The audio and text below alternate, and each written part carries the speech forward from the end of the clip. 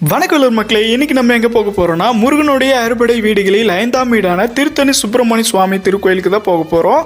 நம்ம வேலூர்லேருந்து 82 கிலோமீட்டர் தொலைவில் தான் இந்த திருத்தணி முருகர் கோயில் இருக்குது. இந்த கோயிலுக்கு இன்னொரு பெயர் இருக்குது, தணிகைமலை.